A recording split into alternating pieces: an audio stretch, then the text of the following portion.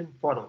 My name is Rodrigo Rig, and I am one of the coordinators of the Brazil-Korean Forum. At this moment, I would like to thank Professor Young from Seoul National University for accepting our invitation to participate in this event. Unicinos has elected South Korea as a strategic partner, so maintaining a partnership with dozens of institutions in that country over more than 10 years. In this way, the Brazil-Korea Forum is a traditional international event that celebrates the partnership of research, science, and innovation between the countries Brazil and Korea, together with other partners such as USA and Germany that have joined us along the time.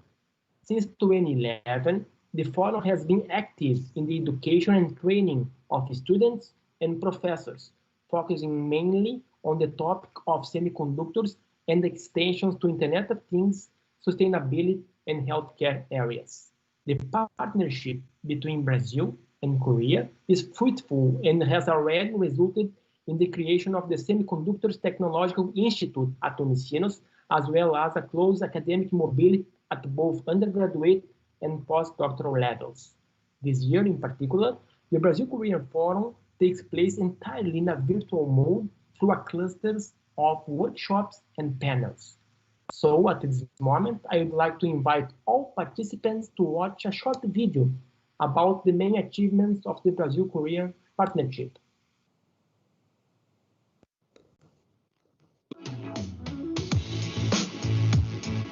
Com sua primeira edição em 2011, o Fórum Brasil-Coreia consolida uma parceria de quase uma década entre Unicinos e instituições da Coreia do Sul, com o principal objetivo de compartilhar conhecimento entre pesquisadores na área da tecnologia. O evento estimula a inovação e desenvolvimento de produtos. Desde sua criação, o Fórum teve como principal tema a cadeia de semicondutores, a partir das relações criadas entre os países com o protagonismo da Unicinos. A área se consolidou com a instalação da empresa HT Micron no Tecnocinos. Ao longo dos anos, o Fórum possibilitou diversas oportunidades para a comunidade acadêmica, desde publicações científicas conjuntas, ações de mobilidade estudantil, dupla titulação na pós-graduação, projetos de pesquisa no âmbito da indústria 4.0, até a capacitação de recursos humanos para o setor tecnológico.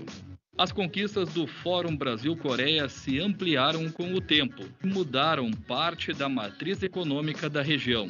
Além do estímulo às startups na área de saúde e tecnologia, o Fórum possibilitou a criação do Instituto Tecnológico de Semicondutores ITT Chip, a partir dos programas de pós-graduação em Engenharia Elétrica e Computação Aplicada.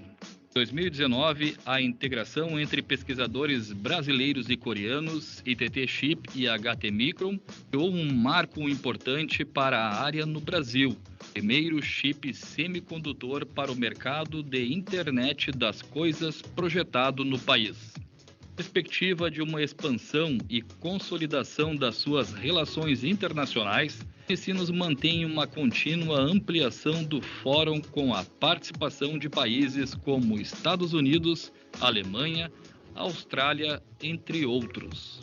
Movimento estratégico que torna o pioneirismo uma tradição, fazendo da inovação uma cultura que a Unicinos, universidades brasileiras e coreanas, poder público e empresas constroem, agindo localmente e... Professor Young, good evening here in Brazil. For this moment, we'll have a workshop between two universities. So from the South Korea side, we have Professor Young, a faculty member at Applied Computing graduate team here. And so I am the coordinator of the Applied Computing graduate team, right? And so we have also other colleagues such as Professor Cristiano, Professor Rodolfo, and Professor Rafael. So welcome also our attendees at YouTube connection. So the idea for this workshop, we divide mainly in three parts. First part, we will have the presentation of Professor Young. So the second part, we have the Unicinos team presentation, and in the final, we have a moment for discussions about collaboration, about further research together. So in this moment, I'd like to invite Professor Young to share your presentation with us. Okay, well, good evening. Well, what I'm talking about today is how we can design a efficient and fast distributed storage system, especially for the low latency storage devices. Can you all see my slides? Okay, so these days, I mean, this data explosion in cloud computing environment is very important. I mean, data is getting bigger and bigger every minute, and there's growing distributed storage demand from applications. We are not seeing your slides. Sorry, Professor Young. Yes. You cannot see your slides yet. You cannot see it? Yes. Okay. You probably need to reshare them. Oh, I see. Okay, hang on a second.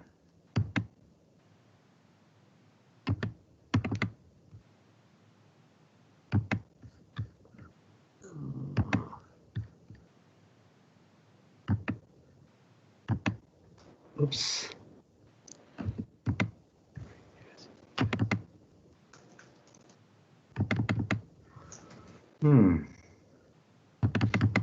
Okay, from here.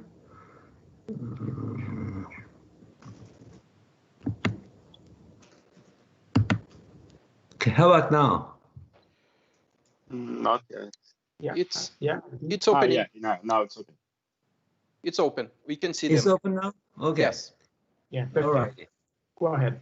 So we have such a lot of distributed file systems like Ceph, Gluster, Lustre, and all these file systems are based on the very fast networks and very fast storage devices, such that the 100 gigabyte Ethernet, it has like latency of 0.3 millisecond, about 300 microsecond.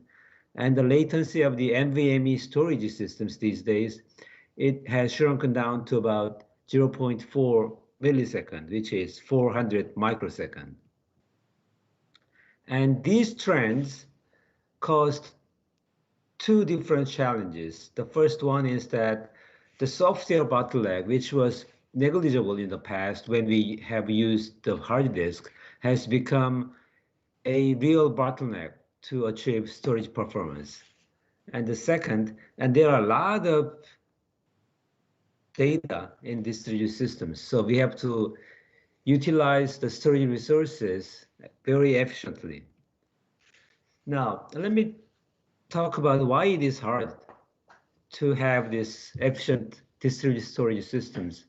The first reason is that the performance is limited by the lack of I/O structures, which is not optimized for the fast storage systems. And you remember the old operating system names? I mean, they were named like disk operating systems, DOS. So what they have designed from the beginning was that the disk was the basis of everything. So all the code basis is based on how to utilize the hard disk systems. Therefore, it is not efficient to use these very fast storage systems these days.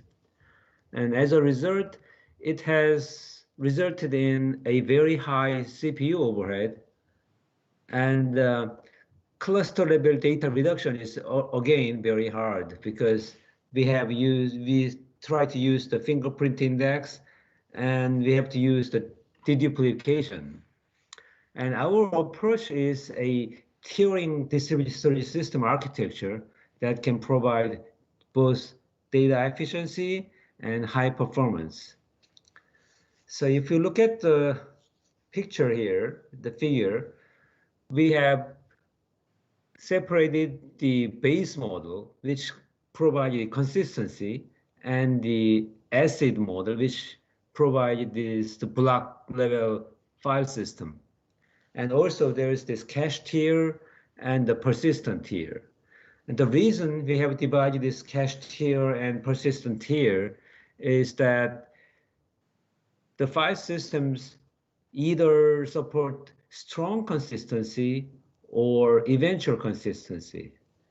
And if you want to have both, it cannot really be done very efficiently. So either you have to optimize for eventual consistency or the strong consistency.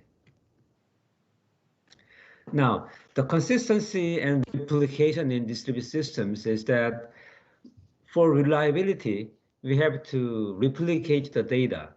And how we can maintain the consistency of the state of the data and the replica is very important. And usually it is a little bit different from what we call consistency in database systems, because in database systems, they are usually talking about the transactions. And in distributed systems, we are talking about replication. So for the strong consistency, we have to make sure that sequential consistency is provided, which is the one copy serializability. Even though there are a lot of different copies, that the system has to behave as if there's just one copy. So the result of every write operation should be reflected by subsequent read operation. So we have to preserve the program order as well as the write atomicity. For the eventual consistency, if there's no, what it says is that if there's no new update to the object, eventually all reads return the last updated data. So for the eventual consistency, there's this inconsistency window where you might not be able to read the last updated values. But after this inconsistency window, what you read is what were updated lastly.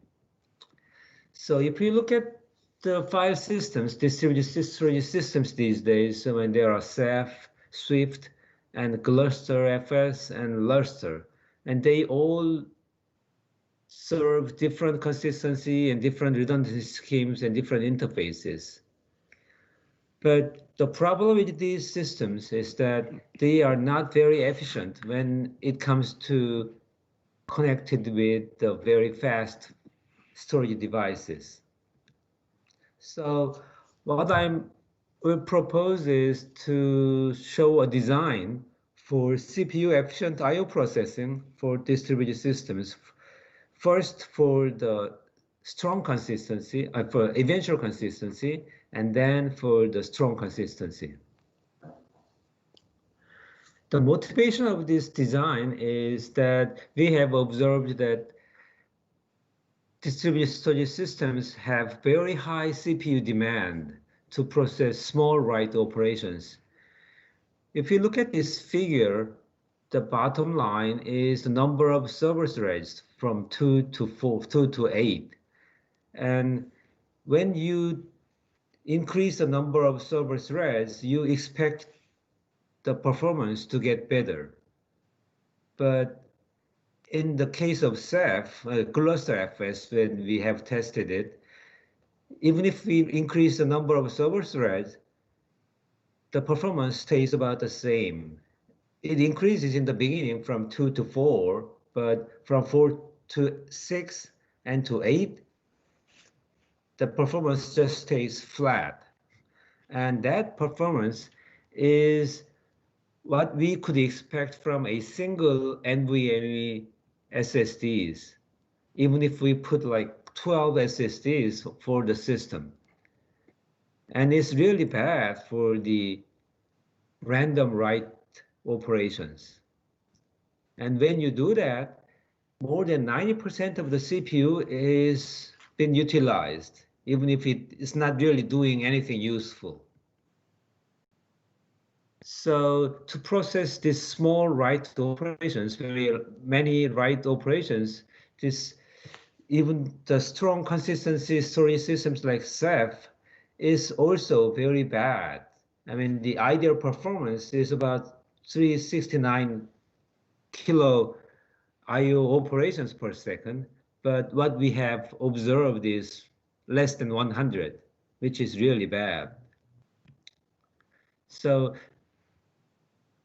these days, the distributed storage systems suffer from performance degradation due to high CPU usage when we put NVMe SSDs, a lot of SSDs to the systems. So the key design of our distributed system, storage system is decoupling the latency critical jobs from the best efforts jobs. So we have classified the tasks that the distributed systems do into two different categories. One is the latency critical job, and the other is the best efforts job. The latency critical job has to use the CPU cycle to respond very fast. And those tasks cannot be batched, and they have to be taken care of one by one. And they shouldn't block. So once you start, you have to go through the end without stopping. So it has to run on a dedicated core, and it should handle minimal operations. Not everything, but really critical operations. For the best efforts job, it saves CPU cycles by not doing context switching.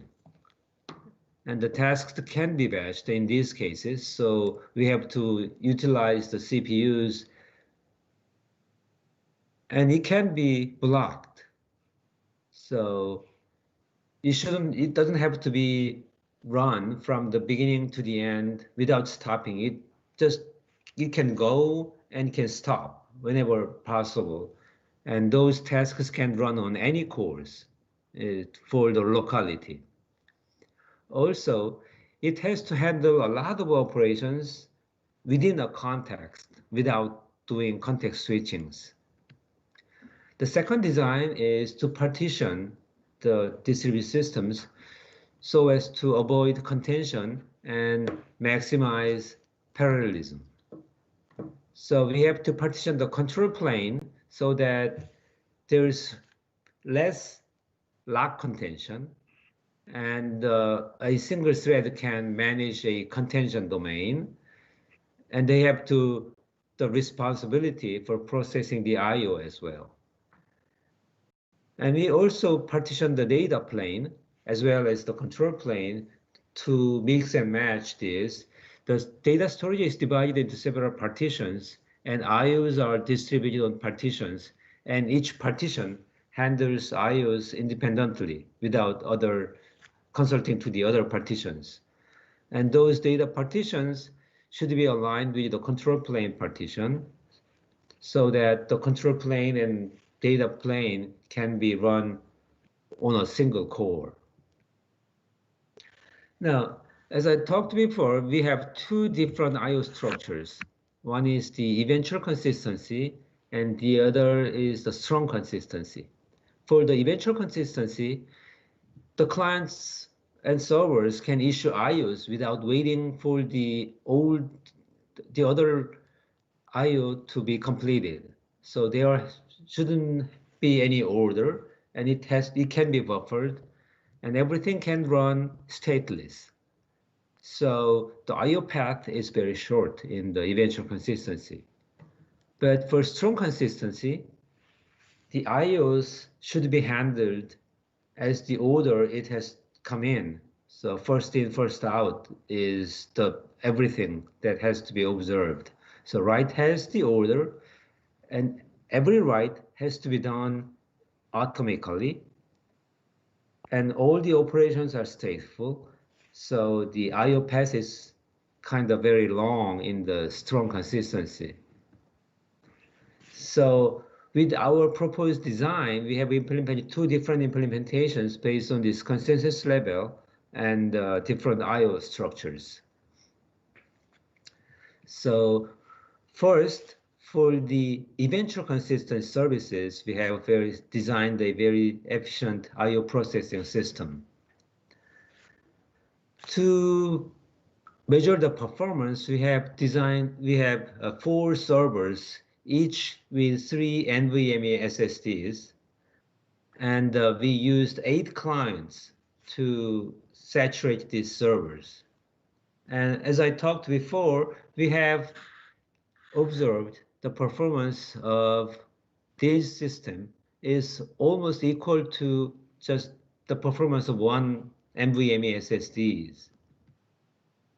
Even if we are using a lot of high CPU usages. And if you look at the cluster system, Ceph, they all use this hash table-based data distribution. In Ceph, they use something called crush, and in cluster, they use this distributed hash table, and in Swift, they use ring. And what they do is they classify these objects by hashing their content, and they are distributed in the server domains with whichever output has come out from these hash systems. And the cluster file system server domains, they have various stackable layers, and which they call translators. And each translator converts the user request into storage request. And there are performance translators like read ahead or write behind. And there are cluster translators such as auto-file replicator and distributed hash table, and file locks, and etc. And these translators are executed by 2 different threads. One is the event thread, and the other is I/O thread. The event thread receives the request from the network and is transferred to the I/O thread, which is responsible for actually doing the physical storage accessing. If you look at this cluster file system server architecture, you can see the event thread on top and the I/O thread at the bottom. So first, event thread gets the request from the network, and it has done its work, and then transfer it to the I/O thread. Now, since this design was done like this way, there's a lack of locality, which means that a single request can be handled by different CPUs. On the event thread, it was, say, handled by core 1. And when it was transferred to I/O thread, it will be handled by other cores. So when you were transferred from the event thread to the I/O thread, there's going to be additional cache misses because not one single request is processed by 2 different threads. Also, there's a lot of lock contention.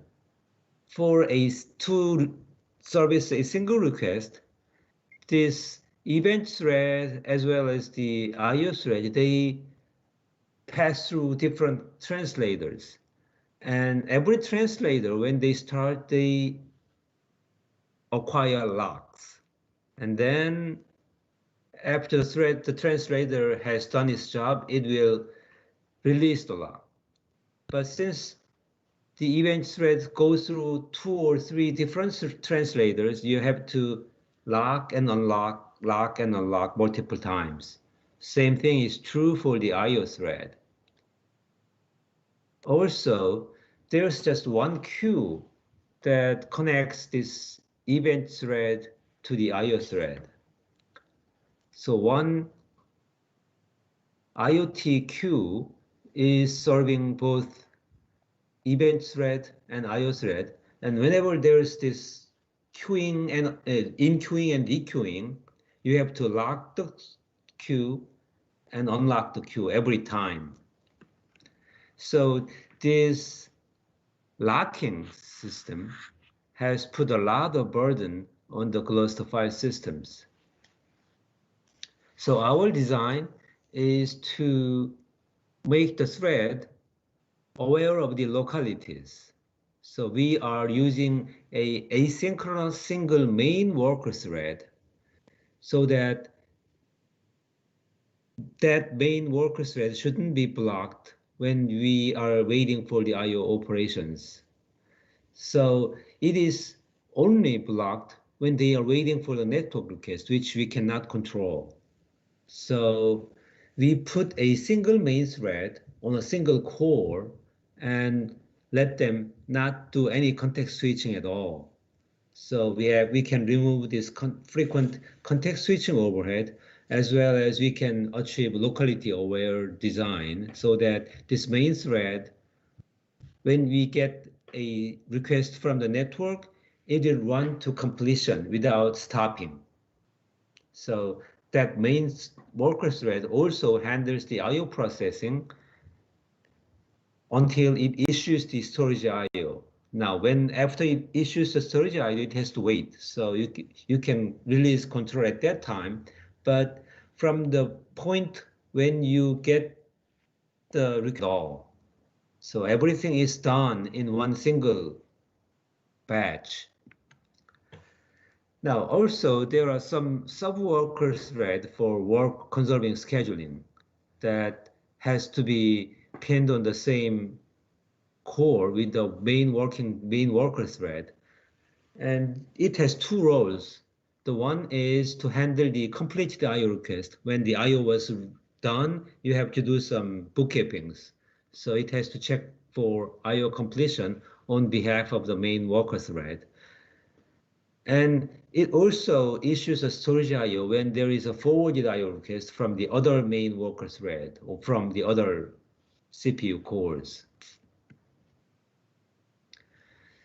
Now, to avoid the lock contention, we have designed a per object ID lock, which means that each object has one ID, and they are subjected to each main worker thread. So the main worker thread and sub worker thread can share the same lock, and only one worker thread attempt to acquire the lock. So there's no lock contention at all. So you either get the lock or you don't.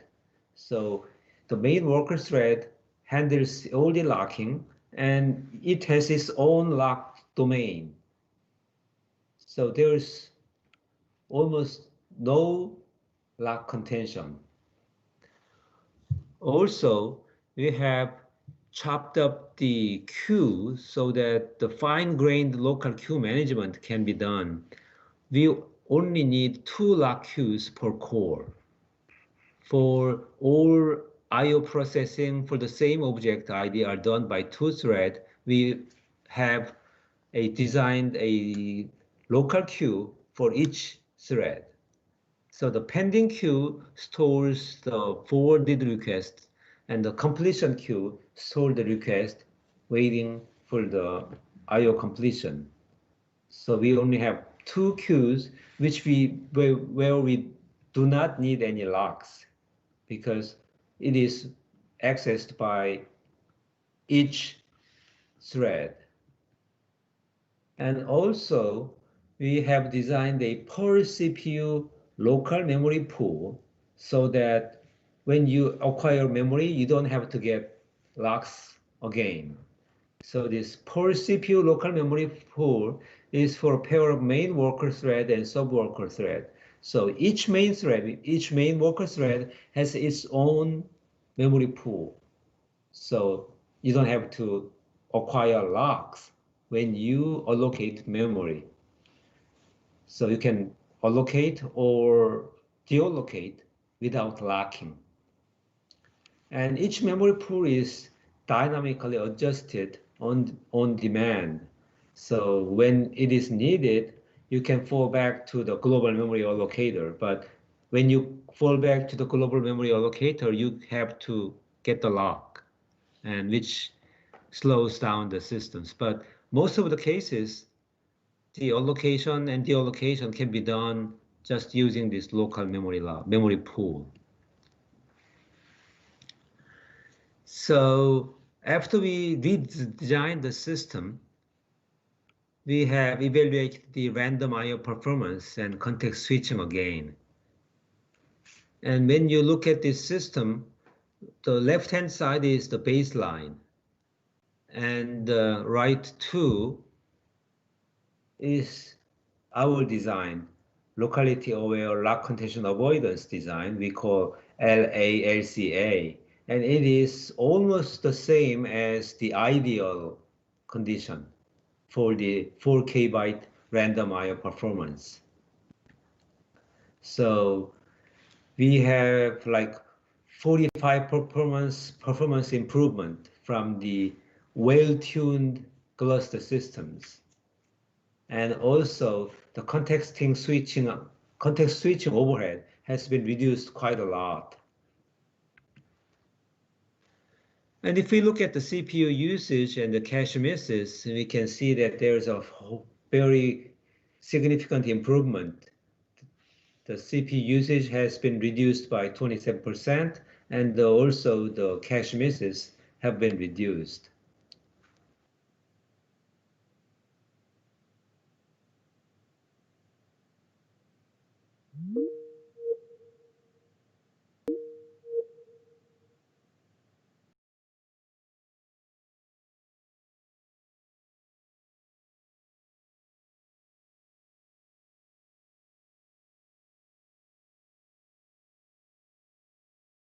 For pass in the run to completion scheme, but data is replicated in memory across replicas.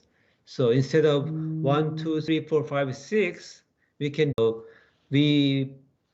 give Stanford jobs. Very significant. And if you look at the distributed storage systems these days, there's a lot of lack of optimization for efficient resource utilization. So we propose a Turing-based distributed storage system which can yield a higher performance with efficient resource utilization. And we also optimize these distributed storage systems for performance and efficient resource utilization. We have addressed the performance and the storage space reduction issues. And we have reduced the high CPU consumption for the I/O requests for both eventual consistency and strong consistency based models. Thank you. If you have any questions, I can answer them now. So, thank you very much, Professor Young. So, I took some notes, some questions that are present in the first moment. So, in this moment, we have the presentation of the Okay. Well, I will share the presentation, and our presentation will be presented by myself and my colleagues, Professor Cristiano, okay, Professor and Professor Rafael. So let me share. Okay.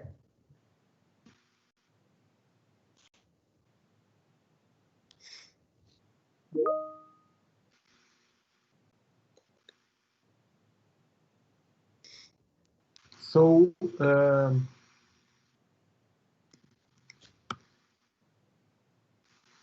are you looking at the presentation? Yes, I can see it. So perfect. So in this moment, well, I'd like to pass the token to Professor Cristiano, who will conduct this part of the presentation. Okay. Well, thank you, Professor Higgy. Well, I'm professor here at Unicinos and also the coordinator of the Software Lab. Software Lab is our software innovation laboratory.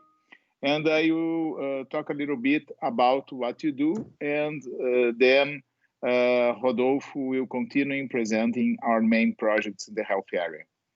So we have a lot of projects related to distributed systems. This is the core of all our researches, Internet of Things and distributed systems.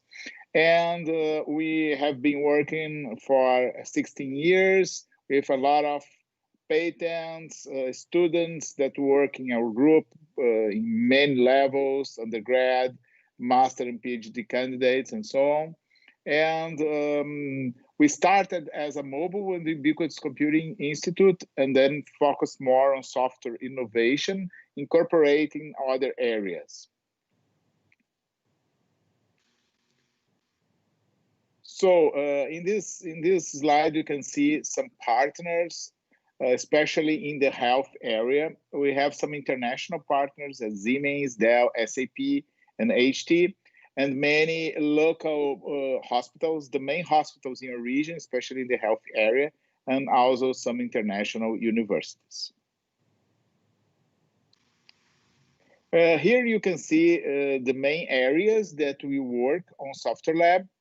So we start with the area of Internet of Things and many related concepts.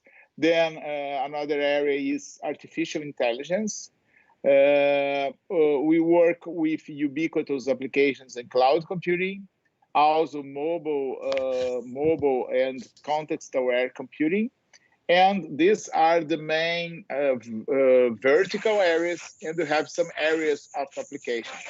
So particularly, I will talk about area we have been working for some time, and we brought here some projects to present to you. So I pass the word to my colleague Rodolfo, who will continue to present some of the undergoing projects in this field, especially highlighting distributed systems and Internet of Things. Professor Higgy, I just need you to go back to the presentation. Okay. So thank you, Professor Cristiano. We will talk a bit about our projects on Software Lab related to healthcare informatics. And as you will see, most of these projects, they focus on having partnerships with health institutions and companies that focus on health research. And we have these projects as partners with them. The first project that we will present, we had a partnership with Siemens Healthineers from Germany, and to construct a distributed architecture to monitor the workflow of procedures that are happening on the floor plan of one of such hybrid suites. Is an operating room that has a lot of equipment, not just for the procedure itself, but to conduct procedures with, for example, imaging diagnosis at the same time. So it's a crowded room with lots of doctors and multidisciplinary teams working at the same time. So it can get very crowded very quickly. And it is important to understand the workflow of these procedures to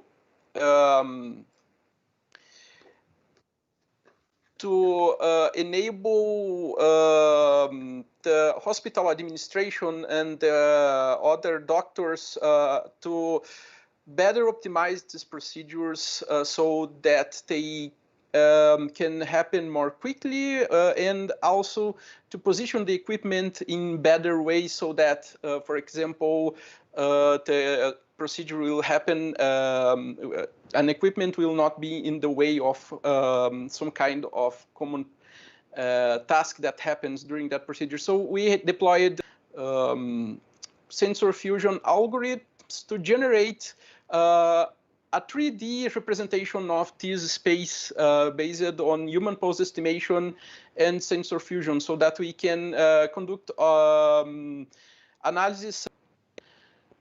Another project that we have in partnership both with ZIMT and Medical Valley, and also with hospitals in Rio Grande do Sul is a project that focuses on trying to create both are already present on the room or that may be in the future located in the room, and use the information that we collect from these devices to monitor what is happening in the room, and not just monitor, but collect the data, use, for example, machine learning algorithms to analyze them, and leverage this knowledge to try and predict situations that may happen in a room that, for example, a patient may go to a worse condition. So instead of doctors needing to keep more a fog and collects and concentrates the data and analyzes this data locally to enable faster responses time, so we can use this information to automatically monitor the room and leave the doctors to focus their attention in patients that are on worse condition, and just control with automatic monitoring patients that just need constant, that just are on observation, for example. So the idea is to enable these monitoring of large-scale data from hospital rooms, leveraging IoT and fog computing, among other technologies.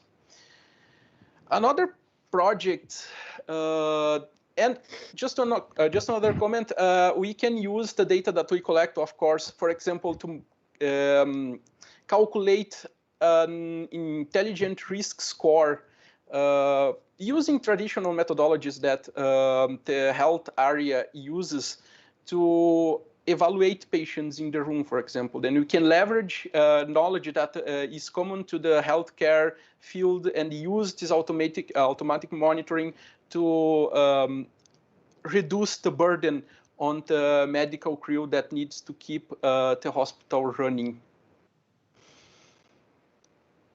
The other project that we have that is related to distributed systems in general, applied to healthcare, focuses on the use of blockchain to distribute the information of electronic health records that hospitals have and share them among multiple institutions. So this is a project we have in partnership between Unicinos and HCPA, which is a very well-known hospital in our region, and it had finance from CNPq, which is one of our major research funding agencies in Brazil.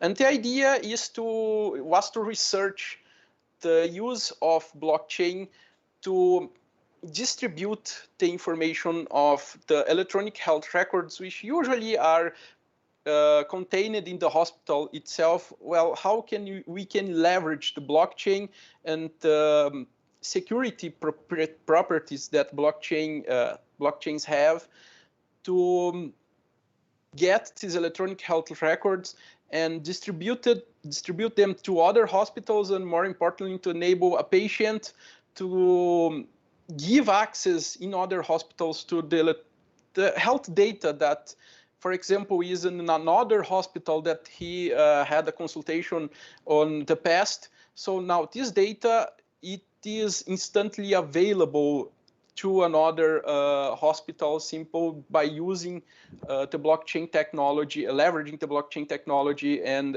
its authenticity properties on this data. Going on, we have also other projects related to healthcare, to computing applied to healthcare, and many of them are in collaboration with foreign partners. One example is the the project Innovation in Hospitals, which is a partnership between Unicinos, the software lab, and also Friedrich Alexander Universität. And the idea is to, this project mostly focuses on enabling students and professors to go exchange information and also have interactions in between the foreign partners. So this project focuses on various aspects related to machine learning applied to healthcare and also distributed systems applied to healthcare. One example that we have in this slide is the idea of exploring conversational agents and their multiple applications in healthcare. For example, providing assistance to patients, like in a telemedicine application, or even providing assistance to the medical staff, with enable faster carrying to data or more natural access to data from patients. Furthermore, there are researches related to context awareness and its application to healthcare. How can we employ the idea of context awareness and the collection of data from multiple aspects that compound the context of, for example, a health institution, and how to leverage this information to create more to enable knowledge to be acquired about what is happening to a health institution. Furthermore, the project also explores, it further explores the idea of blockchain applied to the distribution of electronic health records in the next station of the project that I presented before. And finally, we also explored in more detail the multiple applications of machine learning applied to the healthcare in this project. For example, this slide provides just a few analyses that we had on a systematic literature review related to how machine learning is applied to healthcare data collected from hospital and healthcare institutions. Besides the project I presented, you have a project with a greater scope, which is what we call a CAP Sprint project, which is a bigger internationalization project, in which we also collaborate with our Germany partners, but we also have other collaborations with, for example, the United States and other partners in this project. And it also is related to the many applications of healthcare. In this particular slide, we have one article that one of our students produced, which is related to create an infrastructure to provide quality of services to an architecture to collect data in hospitals. It is related to the first project I mentioned, in which we collect data from the hybrid operating suite, and we identified that we need to look into the quality of service that the network used to collect this data provided. So the student focused on this and created an adaptive architecture that monitors the status of the network and the system, and adapts the quality of service according to many aspects related to the network, the system, and what kinds of sensors are collecting the data. We also had in this project works also related to context awareness in healthcare, the idea of leveraging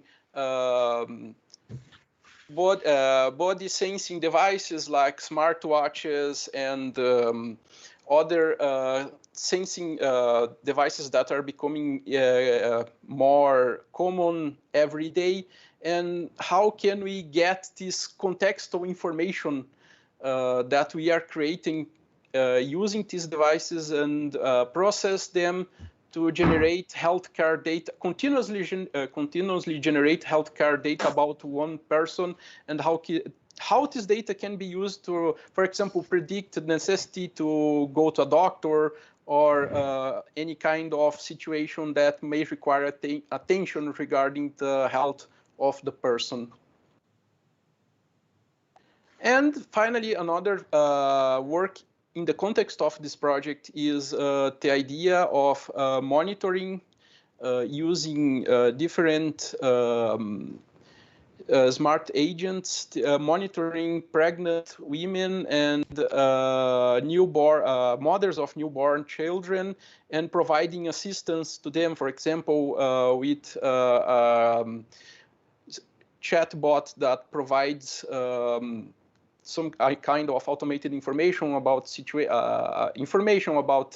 health of the child, about the health of the women, and trying to construct an application in which the women can have more access to their health without the need to go to the hospital, for example. And the final project I will talk about today is one of our most recent projects that we received funding related to the COVID-19 pandemic, and we were able to create a group of the most well-known hospitals in our region to explore how the blockchain technology can be used to collect information and distribute information among clinical partners related to pandemic and epidemic diseases, and how they are affecting the hospital or a region or even a country.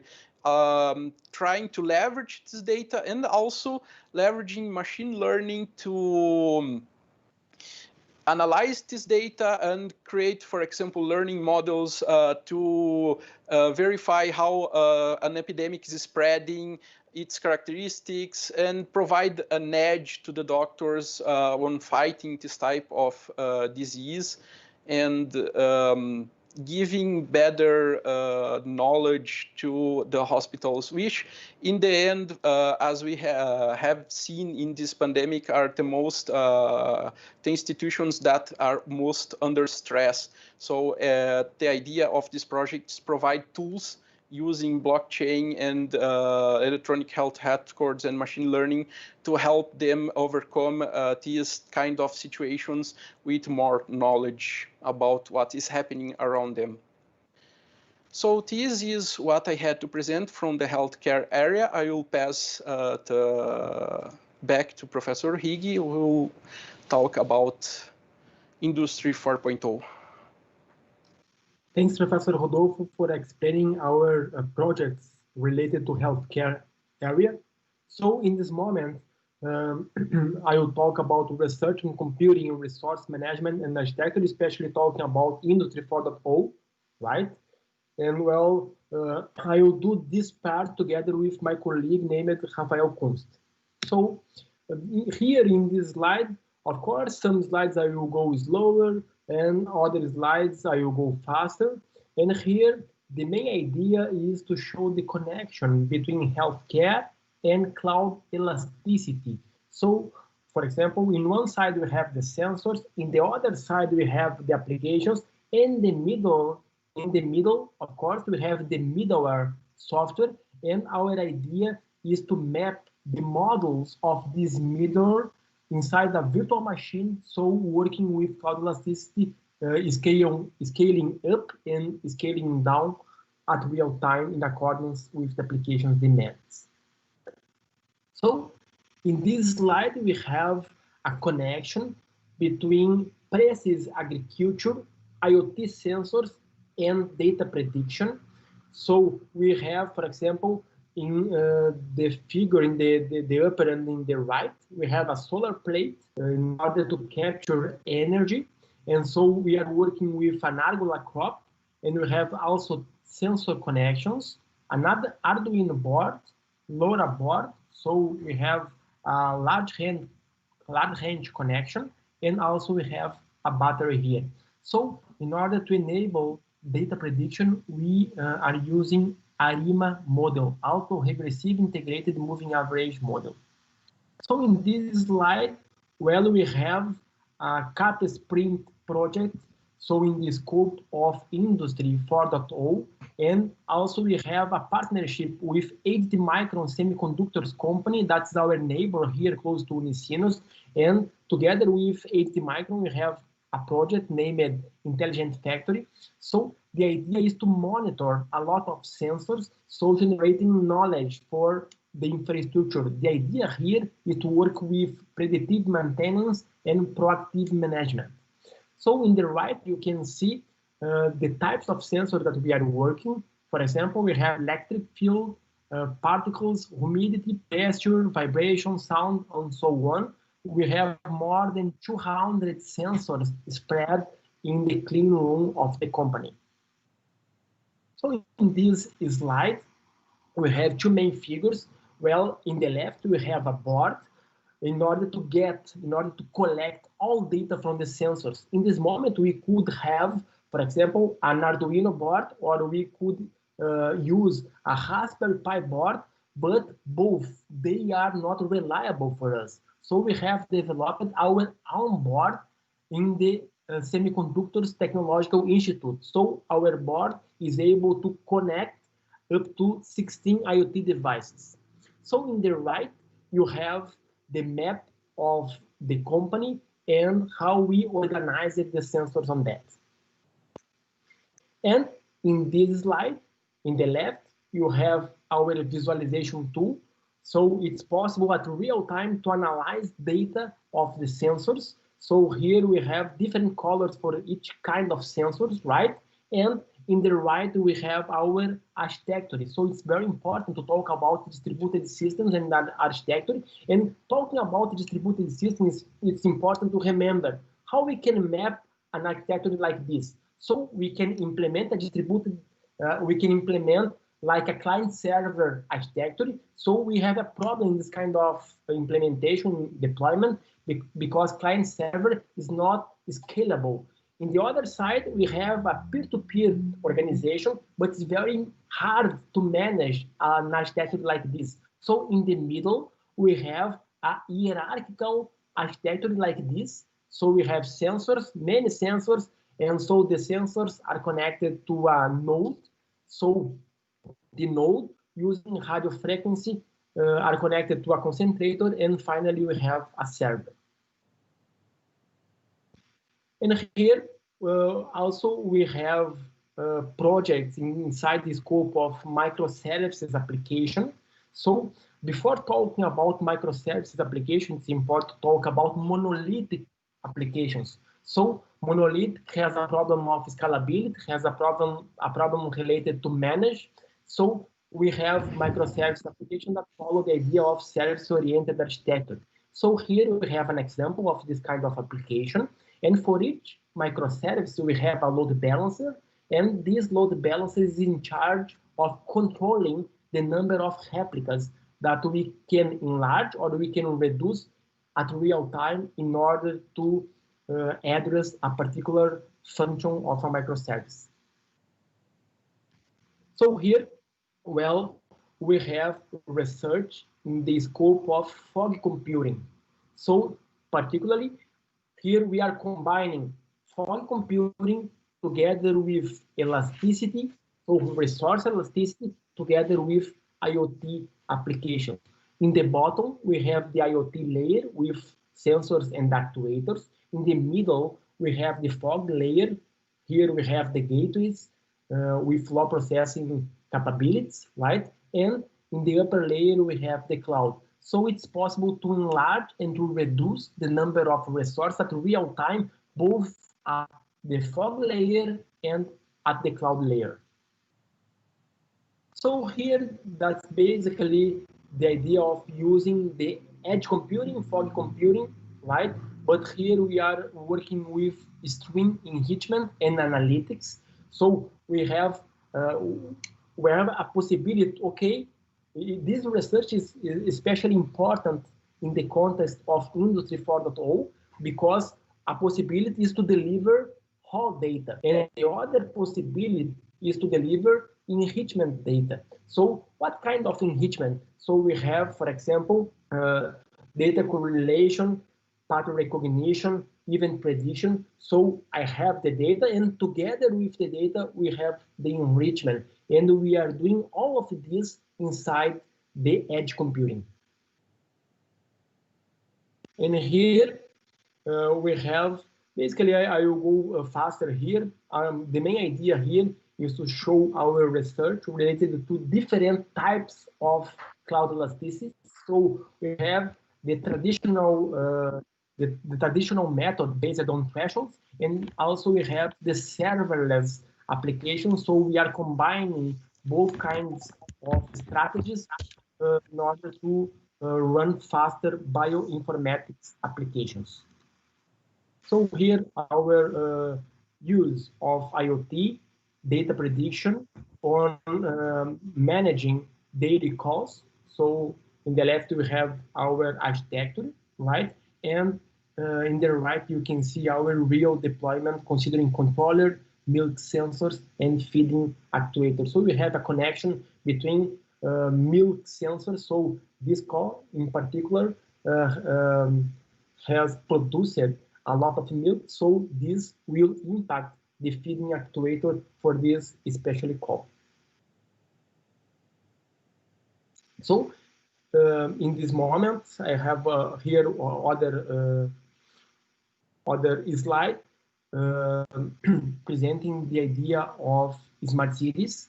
So here it's important to introduce the capture of data at real time. So here we can capture this data in a large district, for example, and we can present some maps about which way to follow in a particular time.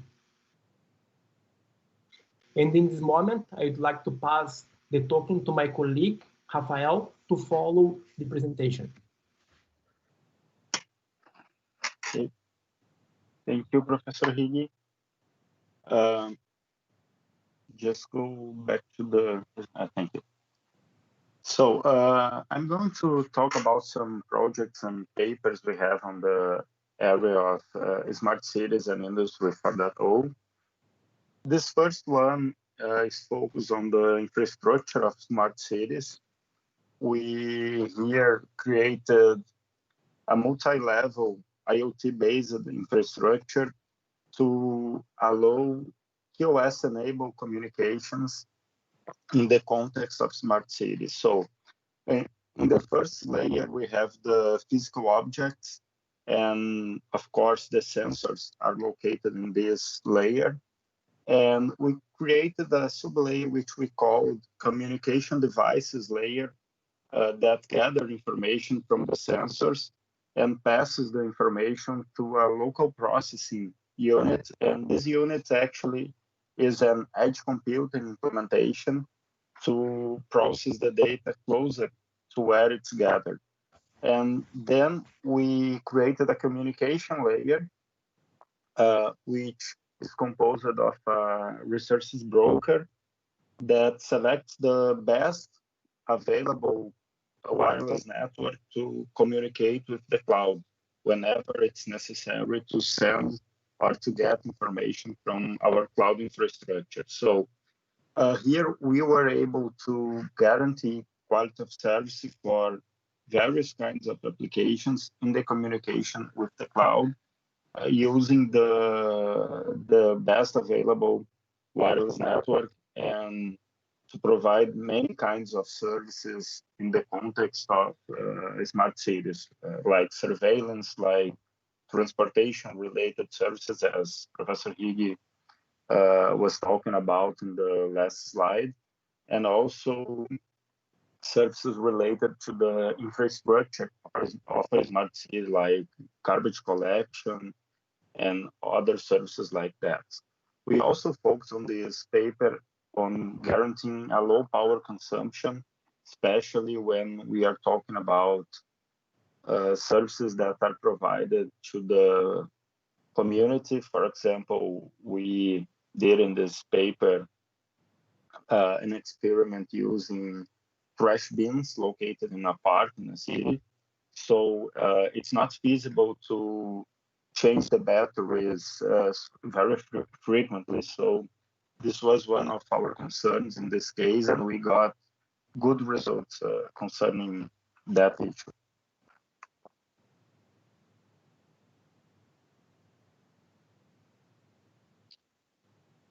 This second one is also focused on communications. Here in the figure in the right of the panel, we can see the research broker I mentioned in the previous slide. This research broker is composed of 3 levels.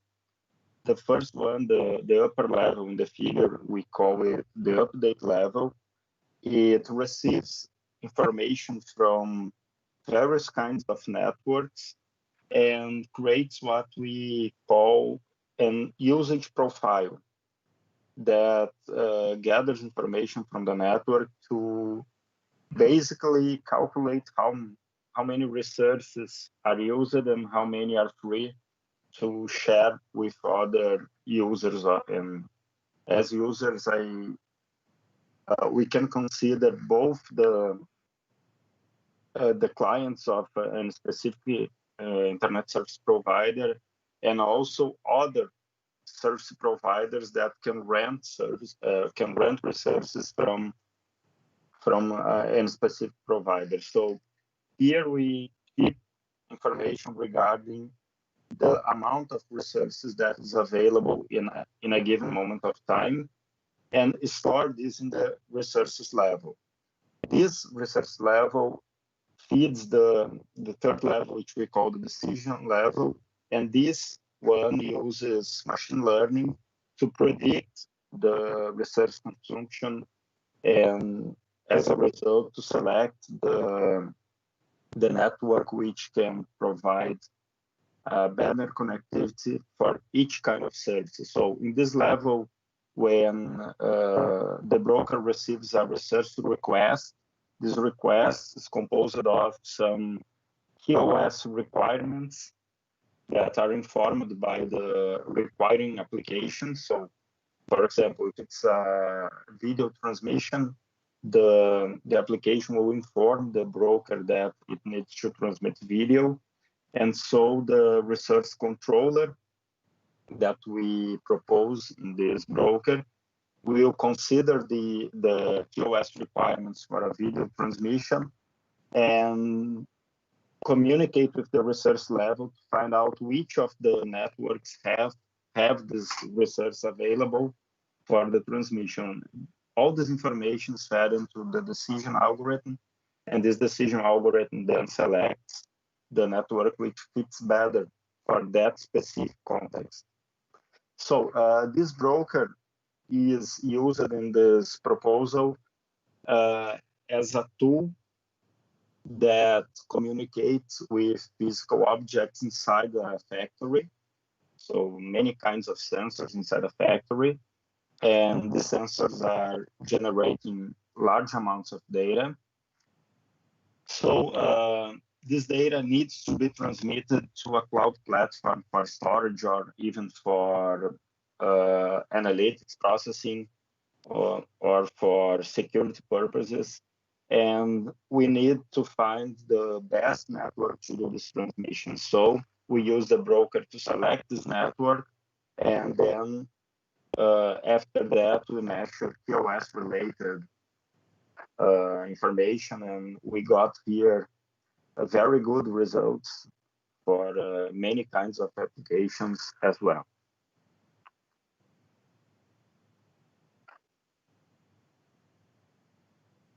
So another work that this one is pretty new. Actually, it was presented earlier this month in the IEEE Smart Tech conference. It involves the implementation of 6G.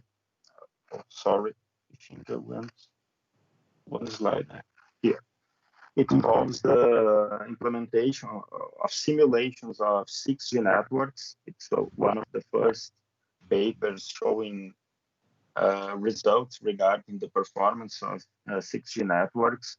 And in this case, we simulate an application of surveillance. In this case, we want to use UAVs, use drones to gather information of a crowd and to find a suspect among these people in that crowd.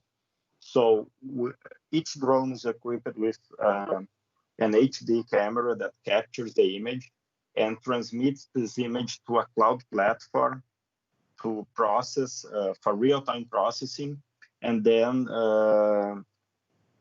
decide whether the suspect is within that crowd or not. So this obviously involves the transmission of large amounts of data as well. And for that, we compare the performance of 6G with the performance of LTE and the performance of 5G networks. And we got very interesting results here because 6G has very strict requirements for latency. For example, the latency has to be kept below 1 millisecond, and we were able to support up to 1,300 UAVs communicating at the same time, and yet to keep the latency below 1 millisecond. This is, for the sake of comparison, about 5 times better than 4G and about 3 times better than 5G networks. So we can expect the 6G network to solve many of our communication problems and to allow the implementation of novel applications that will require even more network resources than the ones we have nowadays.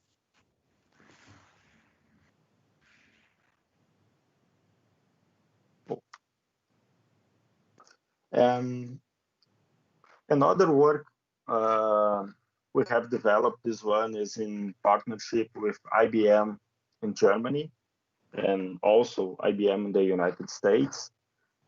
This one involves the concept of predictive maintenance in Industry 4.0. In this case, we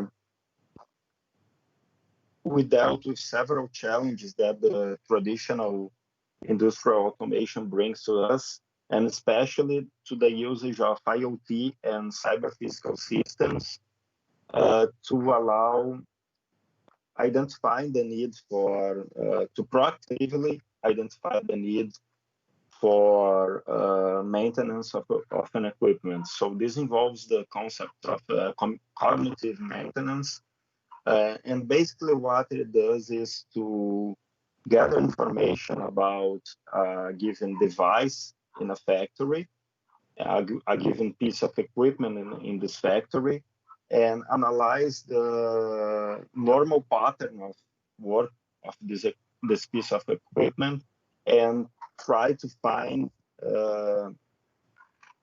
data that is not within the expected pattern. So to allow one to decide to make maintenance based on this lack of pattern in the data.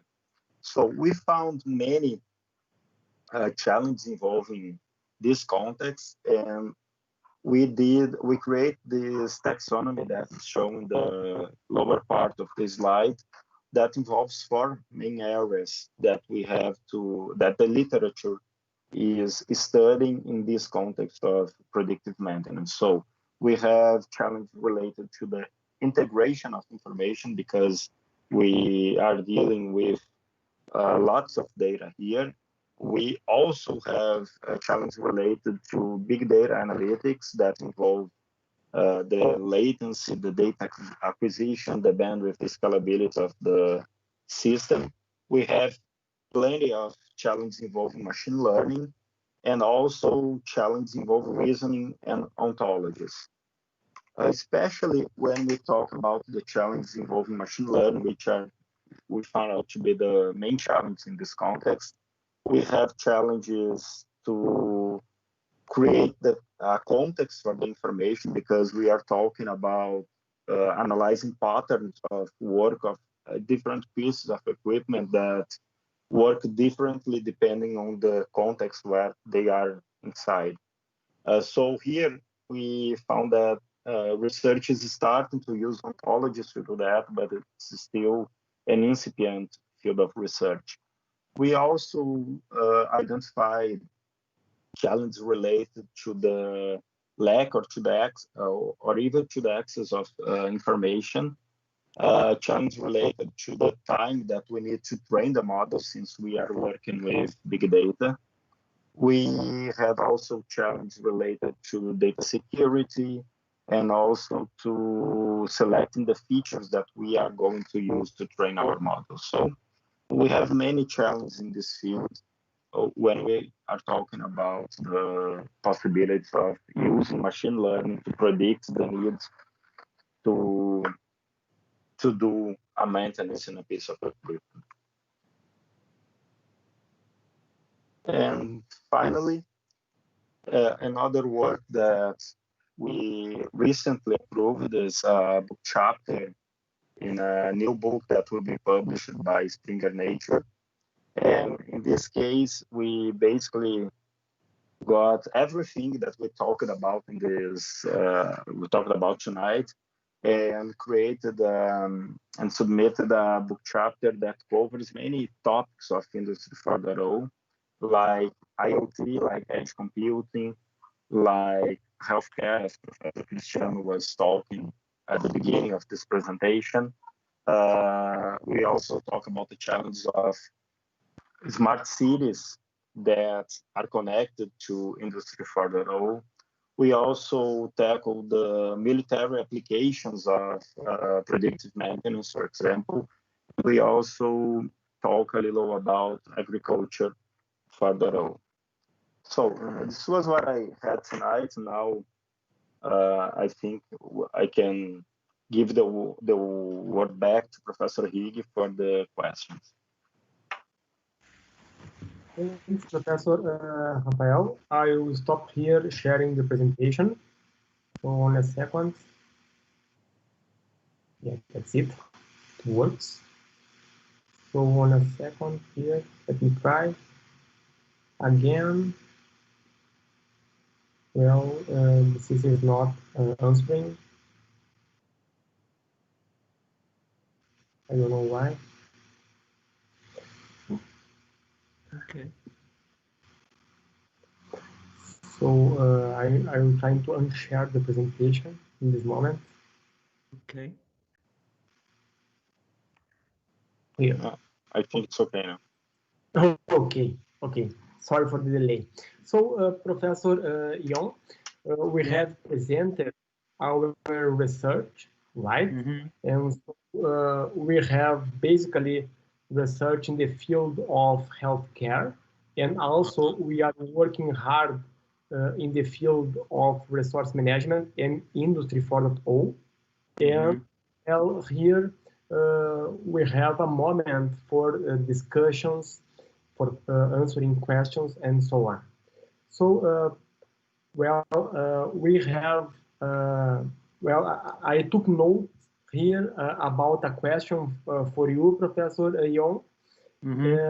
So, I will talk, for example, about, the future trending. So, you have talked about a lot of topics inside the scope of distributed systems and operating systems. So, for future operating systems design, what will be the most issue that will be focused on designing the future operating systems? Well, the future operating system, well, that will depend on what kind of devices or new devices that we will going to have. The first big change that we had was, the first thing is the storage system from hard disk to SSD.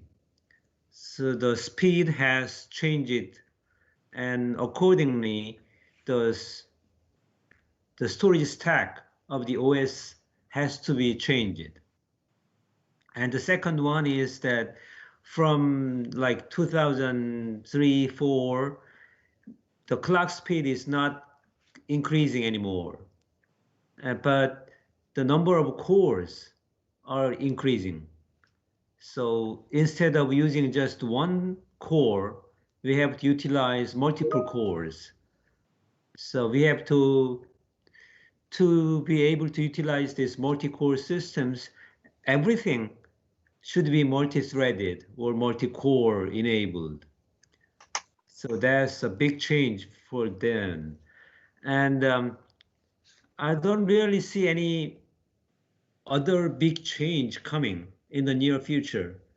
So for now, the CPU speed stays the same, but the speed of the storage and speed of the network is increasing. And I don't know how far they will go, but it is. So in the foreseeable future, I think how we can cope with the fast storage and fast network with multiple cores would be the big challenge for the operating systems. Perfect. I completely agree with you. And so, Professor Young, I'd like to ask you, if possible, to open your camera. So our attendees in YouTube. Oh, okay. Oh, yeah. All right. So, just on. Okay, perfect. So, talking about this topic, for example, so as a researcher in this area, I can see, for example, we have the CPU, right? And you have the memory, and you have the I/O unit, for example, disks. And in my viewpoint, for example, the main bottleneck today is the bus that connects both the CPU and the memory, and the bus that connects the CPU and the I/O subsystem. So, if possible, could you talk a little bit more about the newer technologies on bus implementations, bus deployments? Well,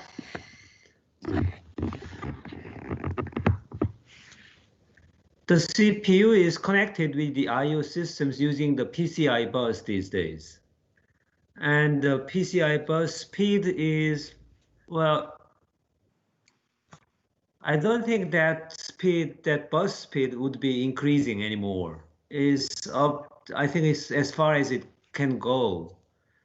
So, but if you look at the PCs, still there are a lot of different buses.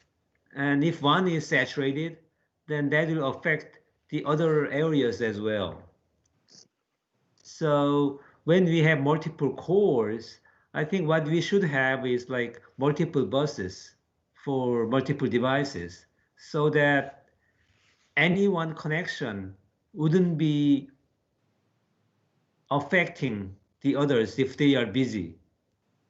So if we have like separate devices and separate buses, then everything can run independently. And that is possible because we have these days a multi-core systems. For this kind of desktop computers or the notebooks, we have at least 4 cores or 8 cores. And most of the time, just one core is working and all the rest are idling. So if we can put to use of all these cores, then it will be a lot better than what we have now.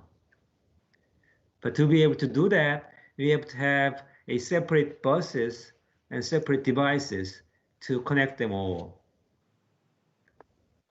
Perfect. Yeah, I agree. Perfect. So I'd like to ask my colleagues, Professors Cristiano, Rodolfo, and Rafael, do you have any question to Professor Yon, or Professor Yon, if you have a question for us? Mm-hmm.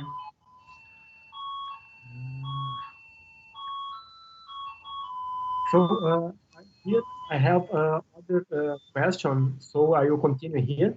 So talking about network technology. So here at Unicinos, we can work with InfiniBand technology, right? So Right. InfiniBand is one of the most promising technologies for networks, right? So the main idea of InfiniBand is to work offloading functions in hardware. So not using protocols in software like TCP, but putting all these functions directly in hardware. So I'd like to see your opinion about this kind of idea. So do you think that in the future we will implement more and more functions directly in hardware, or we yet continue to use software protocols and so on? Well, in my opinion, I think a lot of the functions we are using on the software side will be delivered, go down to the hardware side because it will be faster. And especially for the network, since network speed is increasing and the CPU is having a hard time to cope with the high-speed networks. And to be able to cope with the high-speed network, we have to download some of the functions that we are doing in the CPUs to be done in the hardware level. Otherwise, well, as I told you before, the CPU speed is not increasing anymore. So either we have to do it in the hardware or we have to use a separate core to dedicate for the network processing. And it can be done either way, I think. Yeah, makes sense. So, well, how about my colleagues, Professor Rodolfo? I'd like to ask a question. It's a bit taking what you asked, what you answered before. From my understanding, as you mentioned, we have this problem that CPUs, we have reached a limit on the clock that CPUs can achieve. Like we are seeing some strides on that, not strides, but small advancements in the last few years. But what we see right now is that like on the last few years, I think back at the AMD, we had increased the twofold the number of cores that we had on personal computers. So indeed, when you think about the functions that we have, for example, you mentioned networking. You need the CPU. Depending on what kind of speeds you have, the CPU is overloaded with these operations. And I also can think about operations that just nowadays became they were implemented in the hardware level. I think, for example, tensor cores on NVIDIA GPUs that are focused specifically on the to work with algebraic operations for machine learning, because this is popular right now, of course.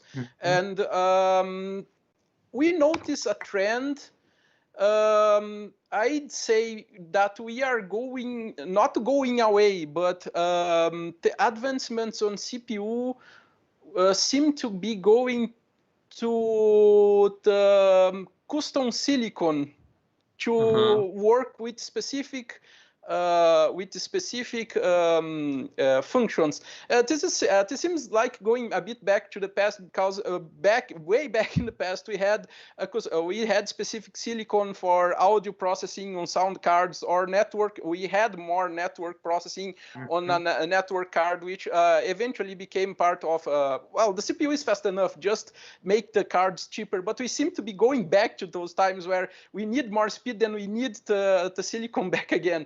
So I'm curious, what if you see it is a trend that we are going to, this is going to become a trend, okay, customize the silicon to the operation. And I think this is just more a philosophical question, because machine learning is popular right now, probably something that is here to stay.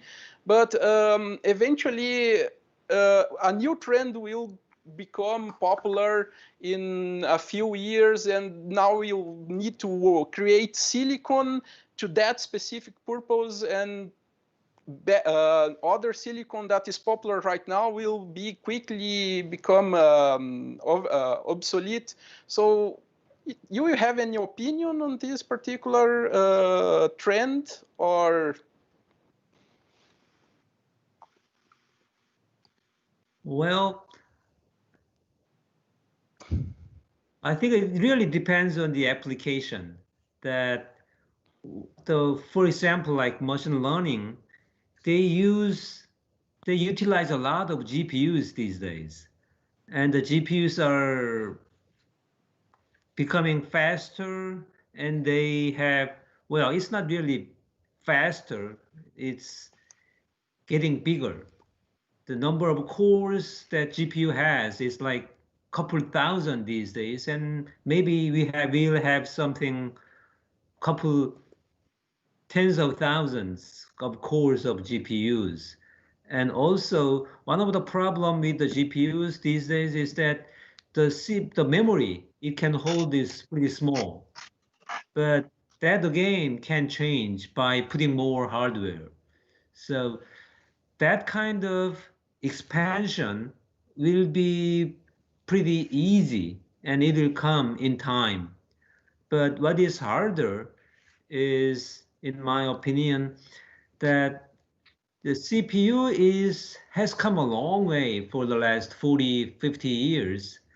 And the performance of the CPU is very significant, and it is very easy to use.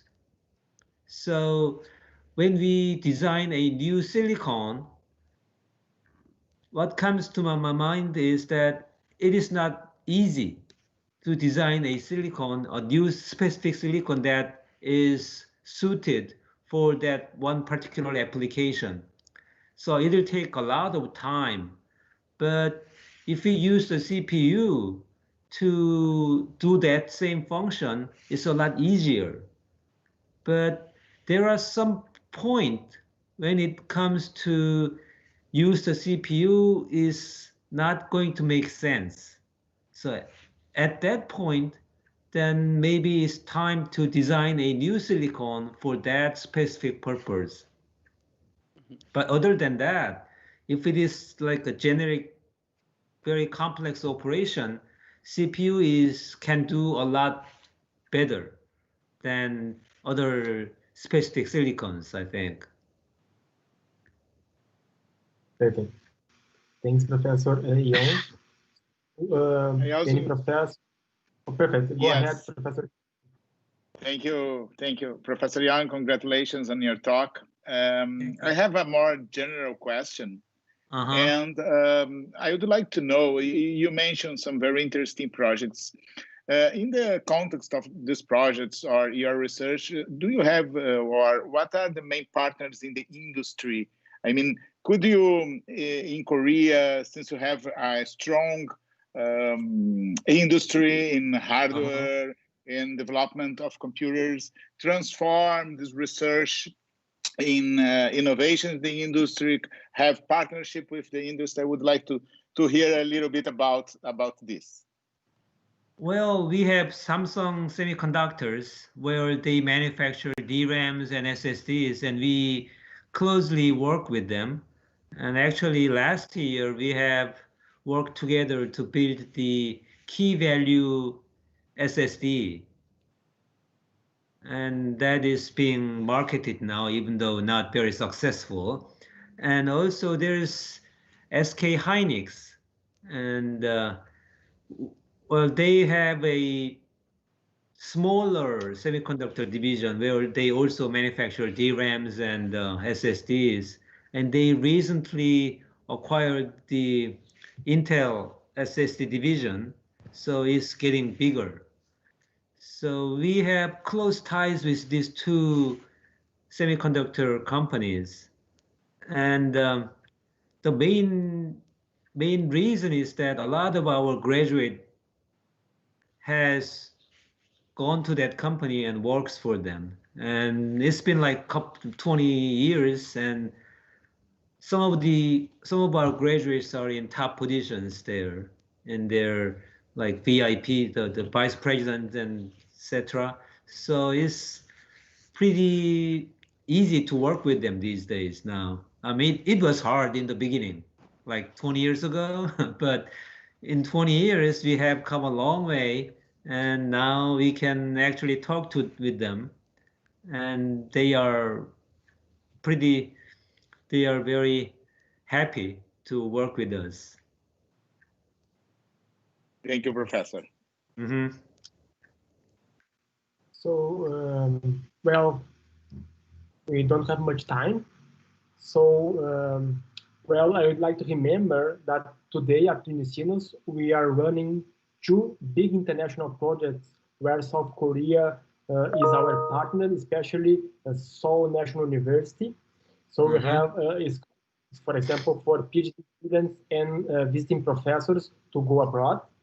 And including here, Professor Young, you and all faculty members of your university are always welcome to our university. Sure. So, and well, we think better that we have a nice road in front of us regarding collaboration, a lot of topics in common between our groups, right?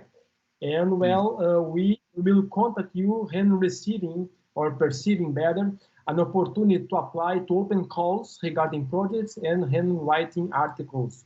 Because, as I said, we have a lot of commons, a lot of topics, research topics in common, right? Great. Well, for example, we plan to visit you next year. So it was a pleasure for us to stay some hours with you last year, right? And next year, 2021, we plan to visit Korea again. And as I said, you are always welcome here at our university. Okay. As soon as this pandemic is under control. Yeah. So, well, I really desire that the situation, well, will be solved soon. So, again, I'd like to thank Professor Young for staying with us. Also, I'd like to thank my colleagues, Professor Cristiano, Rodolfo, and Rafael. I'd like to thank our backstage team here for providing us this platform. Well, thanks for our YouTube audience for staying with us. Thanks, Professor Young, again. And, well, our workshop is closed. Thank you very much. Thank you very much. Thank you. Keep in touch. Bye-bye. Thank you, Professor Young. Bye.